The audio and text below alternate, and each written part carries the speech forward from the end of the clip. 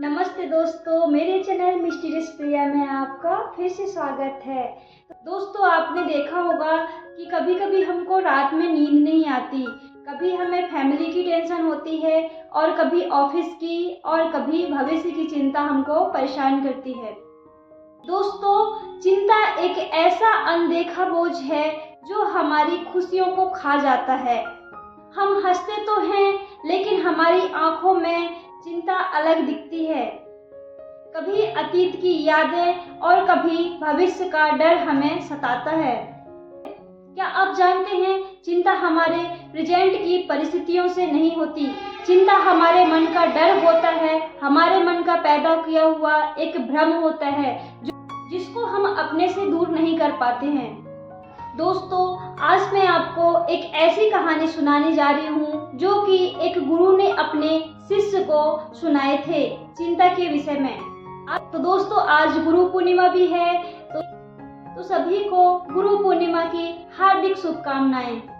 दोस्तों, एक बार गुरु अपने शिष्यों के साथ बैठे हुए होते हैं। तभी रोहन नाम का एक शिष्य सर झुकाकर माथा पकड़कर बैठा हुआ होता है। तब गुरु उससे पूछते हैं कि रोहन, तुमको क्या हुआ? तो तभी रोहन गुरुजी से जाकर बोलता है कि गुरुजी, मैं अपने जीवन में बहुत ही परेशान हूँ, बहुत ही चिंता से घिरा हुआ हूँ। तो तब गुरुजी रोहन को बोलते हैं कि रोहन, जाओ उस तालाब से पानी लेकर आओ कटोरे में भर के। रोहन जाता है और कटोरे में तालाब से पानी भरकर ले आता है। गुरुजी उससे बोलते हैं, इस पानी में अपना मुंह देखो, दिख रहा है क्या? रोहन बोलता है कि गुरुजी, नहीं दिख रहा है, पानी बहुत गंदा है। तब गुरुजी कहते हैं, इसको थोड़ी देर रखे रहने दो और उसके बाद देखना। थोड़ी देर बाद रोहन उसमें देखता है तो जो गंदे पानी की मिट्टी होती है वह नीचे बैठ चुकी होती है और ऊपर का पानी साफ होता है। तब गुरुजी बोलते हैं कि अब देखो, अब मुंह दिख रहा है क्या? तब रोहन अपना मुंह देखता है और उसको अपना मुंह दिख जाता है। तो गुरुजी से बताता है कि हाँ गुरुजी, मेरा मुंह दिख रहा है मुझे। तब गुरुजी रोहन से बोलते हैं कि कुछ देर रखने के बाद जिस प्रकार इसमें घुली हुई गंदगी और मिट्टी नीचे तले में बैठ चुकी है और पानी साफ हो गया है, उसी प्रकार हमारा मन है। हमारा मन विचारों से भरा हुआ है, नकारात्मक विचारों से भरा हुआ है। अगर उसको थोड़ी देर शांत छोड़ेंगे, थोड़ी देर, तब वह नकारात्मक विचारों से मुक्त होगा और शांत होगा। गुरुजी कहते हैं, अगर आपको नकारात्मक विचारों से, चिंता से मुक्त होना है तो आपको कुछ देर अपने मन को शांत रखना होगा। आपको अपने वर्तमान में जीना होगा।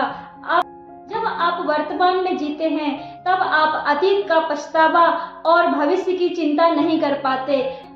श्री कृष्ण ने भागवत गीता में भी बोला है कि कर्म करो, फल की चिंता मत करो। इसलिए दोस्तों, हमको सिर्फ काम करना चाहिए, अपने काम पे फोकस करना चाहिए, वर्तमान में जीना चाहिए। हमको भविष्य की चिंता नहीं करनी चाहिए।